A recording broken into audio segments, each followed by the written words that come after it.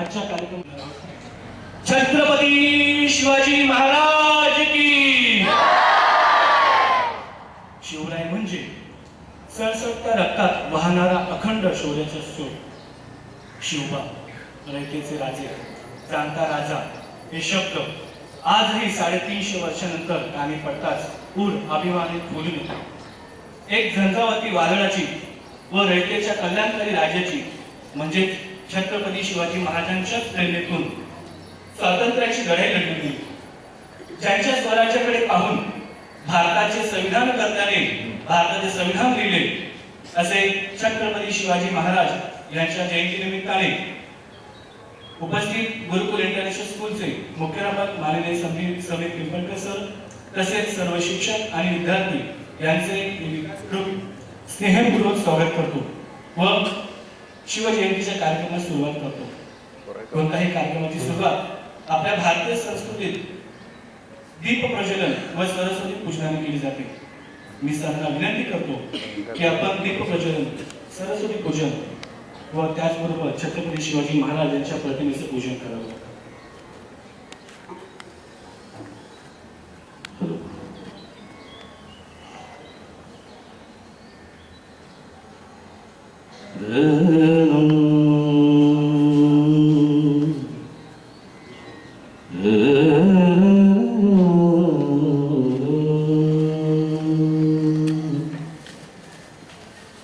अभीप्सितार्थ सिद्ध्यर्थं पूजितो यस्सुरासुरैः सर्वविघ्नहरस्तस्मै गणाधिपतये नमः.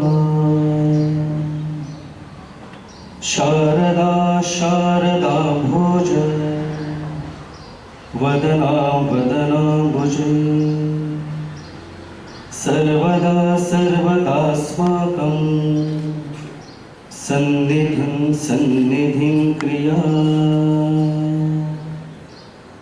सरस्वती नमस्तुभ्यं वरदे कामरूपिणी. विद्यारम्भं करिष्यामि सिद्धिर्भवतु मे सदा.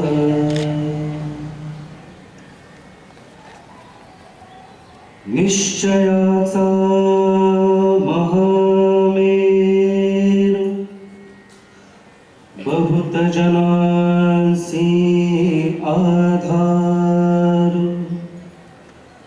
अखंड स्थितीचा निर्धारू श्रीमंत योगी. नरपती हयपती गजपती गणपती भूपती जलपती पुरंदराणी शक्ती पृष्ठभागी.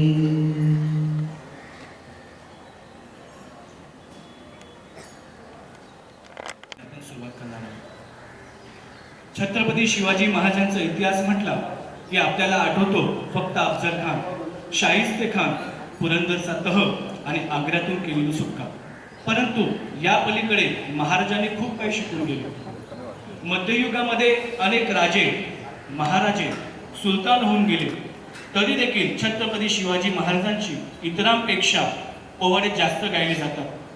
त्यांचे सर्वात मोठे कारण होते की छत्रपती शिवाजी महाराजांची प्रजाहित दक्षता. आपल्या स्वराज्यामध्ये प्रजेला कसलाही त्रास होता कामा नये याबाबत शिवाजी महाराजांनी दक्षता घेतली होती. त्या काळचे जहांगीरदार वतनदार प्रजेला पिळून सामान्य माणसावर अनेक प्रकारचे अत्याचार करत असतात.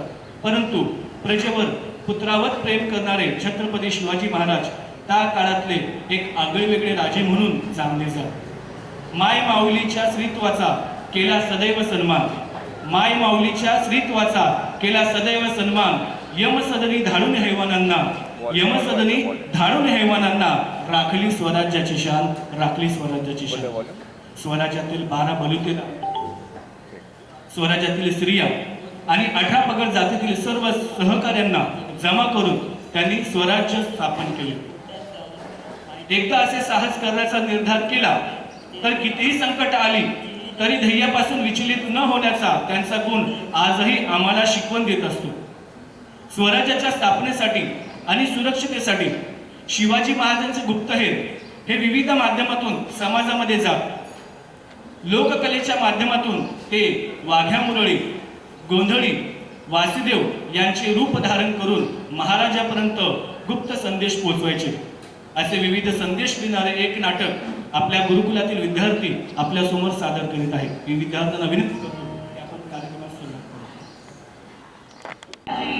छत्रपती शिवाजी महाराजांचा विजय. अरे कुठे चाललाय हा मोर्चा? अरे आज शिवजयंती आहे ना, आम्ही शिवभक्त आहोत. हे बघ गंध, हा बघ टॅटू. बस झाली का तुमची शिवजयंती? नाही नाही, आता पुढे, आता तर डीजे डान्स आणि धमाल. अरे हे शिकले आता महाराजांकडून, मग तर तुम्हाला महाराज समजलेच नाही. या असे या, बघा जरा राजांचा राज्यकारभार.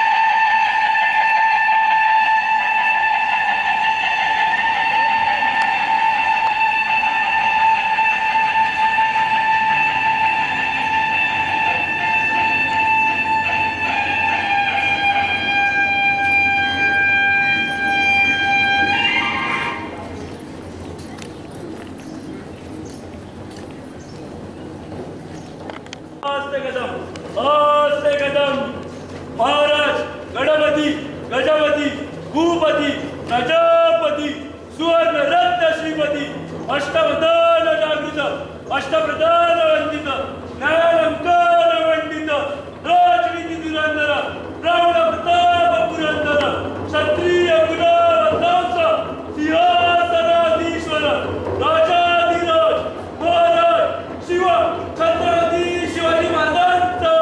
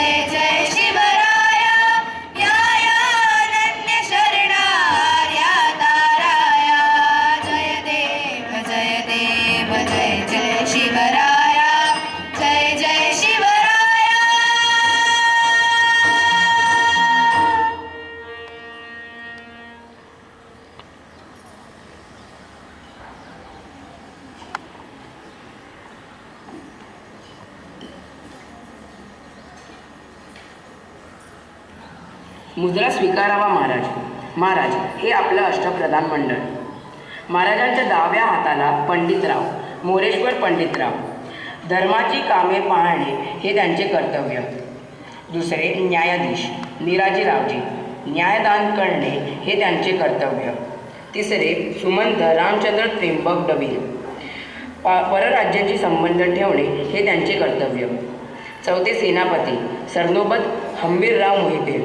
सैन्याचे नेतृत्व करणे हे त्यांचे कर्तव्य. महाराजांच्या उजव्या हाताला पेशवे मोरो त्र्यंबक पिंगळे. राज्यकारभार चालवणे हे त्यांचे कर्तव्य. दुसरे अमात्य रामचंद्र निळकंठ मुजुमदार. राज्याचा जमा खर्च पाहणे हे त्यांचे कर्तव्य. तिसरे सचिव अण्णाजी दत्तो. सरकारी आज्ञापत्रे पाठवणे हे त्यांचे कर्तव्य. चौथे मंत्री दत्ताजी त्र्यंबक वागनीस. पत्र व्यवहार सांभाळणे हे त्यांचे कर्तव्य. बघितलं ना, राज्यकारभार सुरळीत चालावा म्हणून आपापल्या कुवतीनुसार राजांनी कशी कामे नेमून दिली आहेत. मुख्य म्हणजे राजांनी या मंत्रिमंडळाची सर्व सूत्र स्वतःच्या हाती ठेवली होती. त्यांच्या मंत्र्यांचे काम हेच की आपल्या खात्यातील अधिकारी योग्य काम करत आहेत की नाही याची देखरेख करणे. मग हे तर आजही होत आहे. म्हणजे राज्यव्यवस्थेची बांधणी करण्याचे श्रेय शिवरायांना जातं, हो ना? बरोबर आहे, पण ते तेवढ्यावर थांबले नाही. तर आता बघ, त्यांची न्यायव्यवस्था किती सुसूत्र आणि कडक होती. त्यांच्यासमोर श्रीमंत, गरीब, स्त्री, पुरुष असा भेद नव्हता. न्याय द्या महाराज, न्याय द्या. चला बाई, तुम्ही अशा दरम्यान कोर्टात का आला? माफी असावी महाराज, पण आपल्या राज्यात पाटीलांनीच माझ्यावर अत्याचार केला. आपल्या राज्यात स्त्रीवर असा झालेला अत्याचार सहन होईल का? न्याय द्या महाराज. काका, मी काय ऐकतोय? आम्ही चौकशी करतो, आज्ञा असावी. हो रे तिकडे, मावळ्यांनो, ताबडतोब त्या पाटलाला दरबारात हजर करा.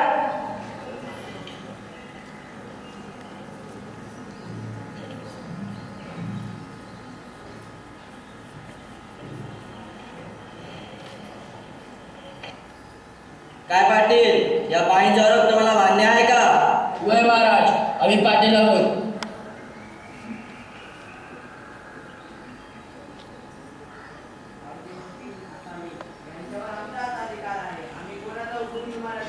खबरदार, जास्त बोललात तर आम्हास प्रत्येक स्त्री माते समान आहे. आमच्या या स्वराज्यात अशी बेसुलुकी आम्हास मान्य नाही. तुम्ही एका स्त्रीवर नाही तर प्रत्येक स्त्रीच्या स्वाभिमानावर हल्ला केला आहे. या गुन्ह्यास माफी नाही. मावळ्यानं जा, या बेताल पाटलाचे हातपाय काढून टाका. जन्मभर आपल्या तुमच्या हातपायांकडे पाहत तीळ तीळ मरण हे त्याची कर्माची योग्य शिक्षा घेऊन जायला.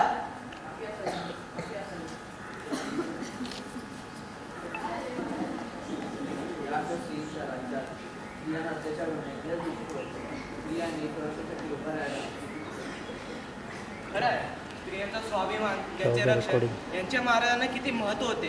राजांची राजकारभाराची रचना देखील आपण घेतली, कार्यशैली देखील आपण घेतली.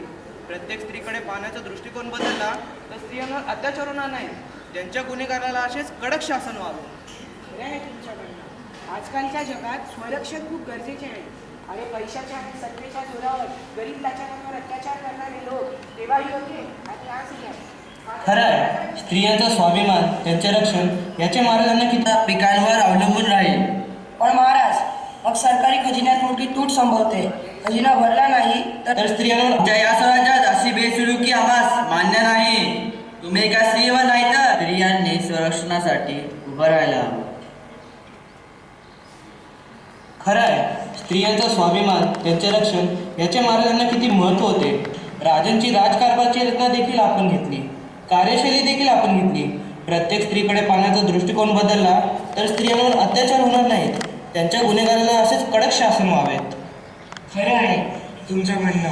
आजकालच्या जगात स्वरक्षण खूप गरजेचे आहे. आणि पैशाच्या आणि सत्तेच्या जोरावर गरीब लाचारांवर अत्याचार करणारे लोक तेव्हाही होते आणि आजही आहेत. मात्र महाराजांनी अशा गरीब लोकांनी कोणाच्या अत्याचाराला बळी पडू नये म्हणून वेगवेगळे कार्य केले. ते बघ, महाराज त्यांच्या महसूल विभागांच्या मंत्र्यांशी काय बोलत आहे. मंत्री महोदय, हे असे पाटील सावकार लोकांना कसे लुबाडतात, त्यांच्या स्त्रियांना अत्याचार करतात, त्यांच्या जमिनी हडपतात, ते काही नाही. आता असा कायदा करू की शेती करणाऱ्याला त्याचा मालकी हक्क मिळेल, शेतसारा त्याच्या पिकांवर अवलंबून राहील. पण महाराज, मग सरकारी खजिन्यात मोठी तूट संभवते. खजिना भरला नाही तर एकाच प्रकारचे कर ठेव. शिवाय व्यापार व मोहिमेतील लूट यातूनही पैसे खजिन्यात वाढू शकतो. वापस करो, हम आपको फिर शिकायत का मौका नहीं देगा. तसं न करणं तुमच्यासाठी योग्य राहील. व्यापारी म्हणून आलात तर व्यापार करा व निघून जा. आमच्या रयतेतील लोकांना बंदी बनवून परदेशात विकण्याचा अधिकार तुम्हाला कोणी दिला? अशी गुस्सागी परत होऊ नये. जा आता.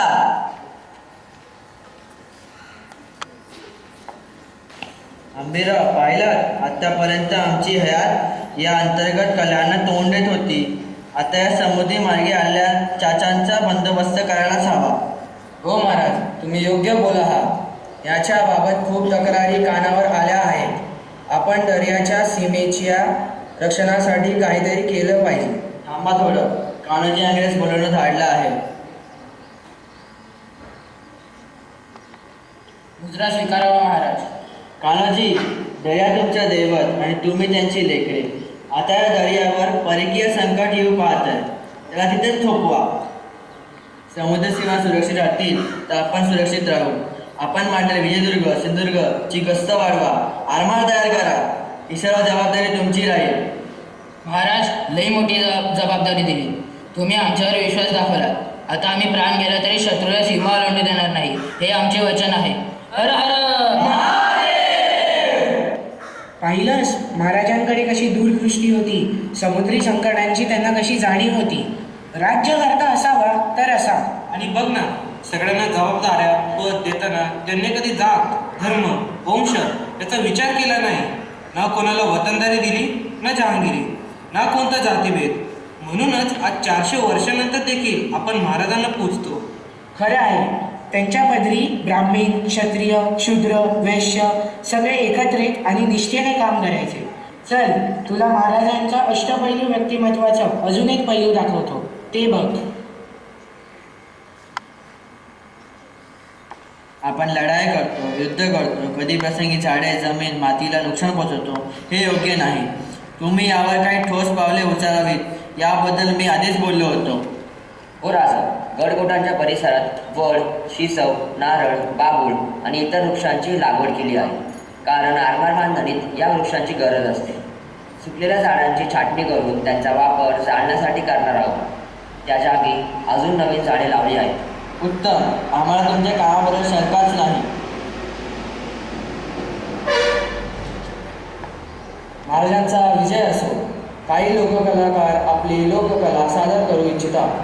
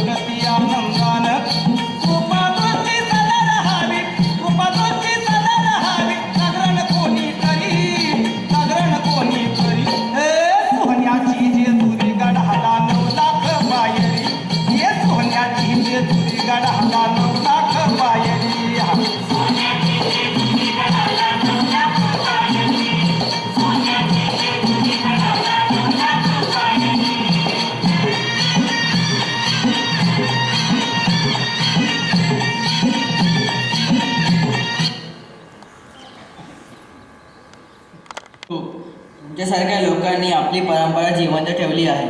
तुमच्या या कलेच्या शत्रूच्या कोट्यात जाऊन माहिती मिळवण्यास आम्हाला किती उपयोगी झाले आहे ते आम्ही जाणतो. तुमची ही देशसेवा निश्चित कौतुकास्पद आहे. यांचा योग्य सत्कार व्हावा.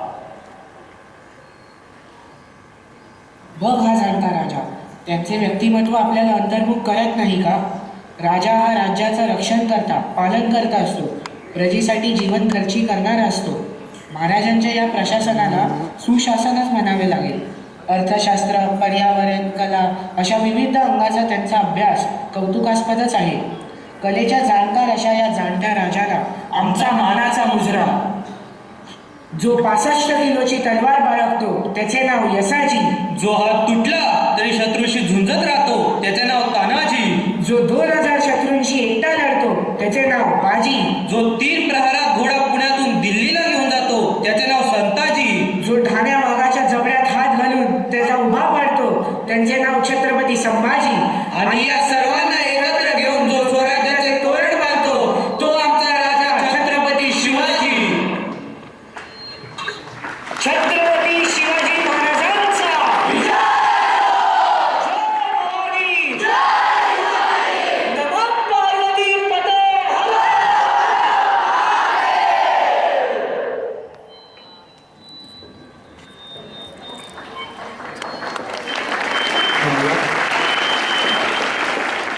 दरबारात राजदरबारामध्ये जे समाजासाठी दिलेले संदेश जे 350 वर्षानंतर आजही आपण अवलंबू शकतो आणि त्याद्वारे आपलं स्वराज्य आणि आपला देश चालू शकतो याचा सांगण्याचा प्रयत्न आपल्या गुरुकुलातील विद्यार्थ्यांनी केलेला आहे. यानंतर आपण पोवाडा ऐकणार आहोत.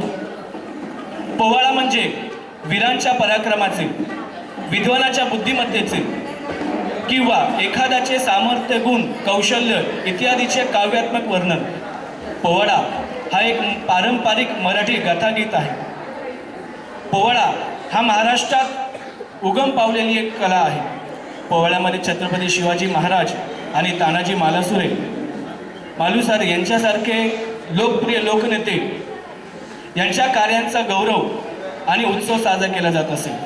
सामाजिक विषयावर देखील जागरूकता निर्माण करण्यासाठी देखील अनेक पोवाडे लिहिले गेलेले आहेत. तर मी विद्यार्थ्यांना विनंती करतो की आपण पोवाडा सादर करा.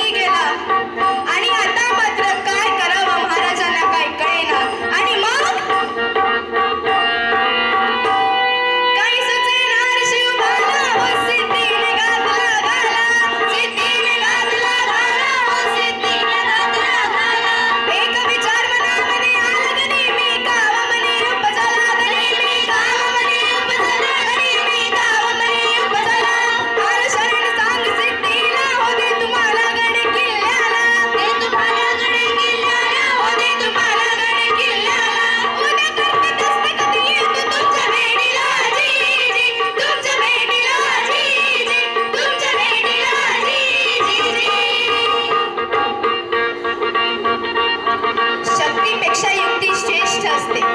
आणि यावेळेस महाराजांनी आपल्यासारख्या दिसणाऱ्या, आपल्यासारख्या बोलणाऱ्या म्हणजे शिवा काशीद याला बोलवून घेतलं आणि विचारलं, शिवा शिवा आमचं रूप घेऊन सिद्धीला भेटायला जातोस? शिवा म्हणाला, वय महाराज जातो की. पण शिवा, याचा परिणाम काय होईल माहिती आहे तुला?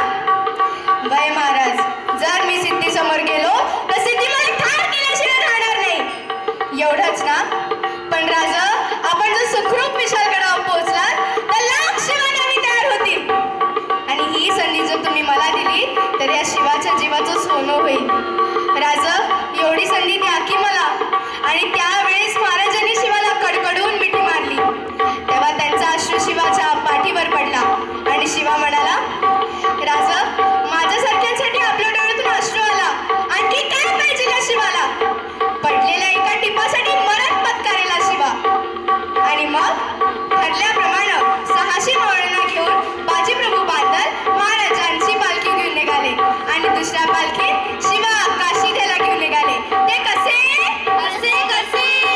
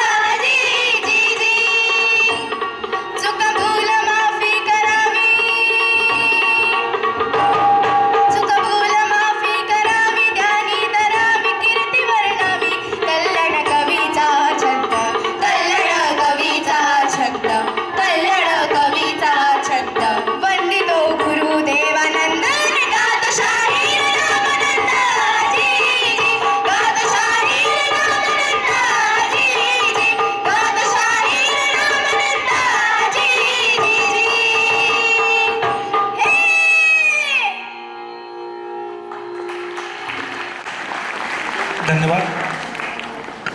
यानंतर मी माननीय मुख्याध्यापक समीर सरांना विनंती करतो की आपले बहुमोल विचार विद्यार्थ्यांसमोर आपण मांडावेत.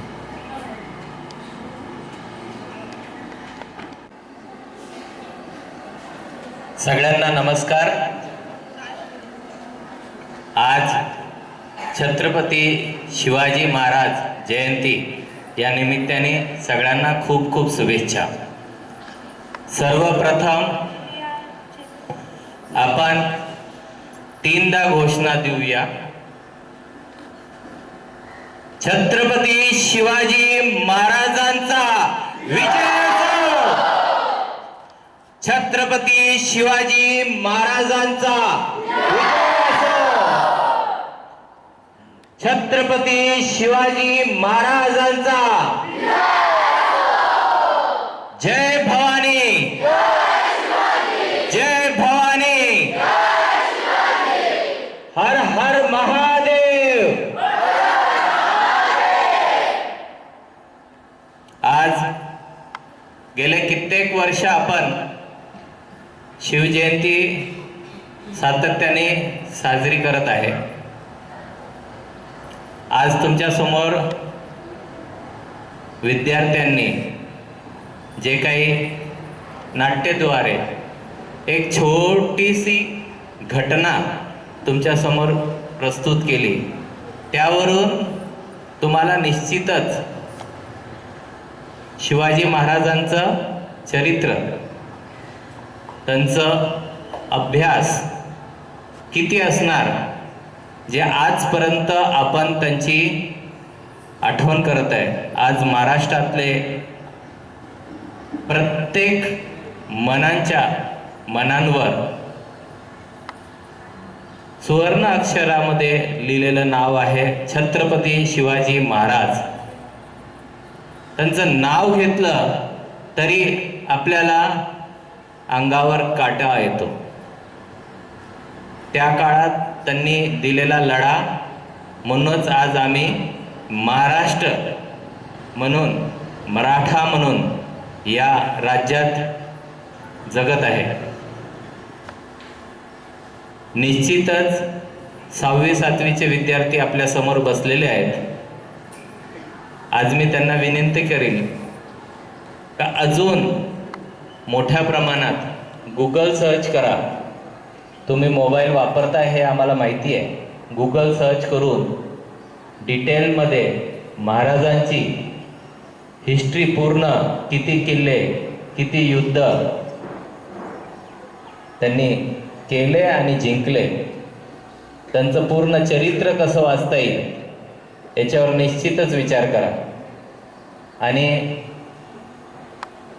जे इतिहासाचे शिक्षक आहे त्यांनी अजून एक आठवडा आपल्याला असंच शिवाजी महाराजांबद्दल विद्यार्थ्यांसोबत चर्चा करून त्यांना शिवमय करायचं आहे. खूप खूप धन्यवाद. थोडक्यात सांगायचं म्हणजे आजचा जो कार्यक्रम विद्यार्थ्यांनी प्रस्तुत केला, अतिउत्तम, अतिउत्तम, अतिउत्तम.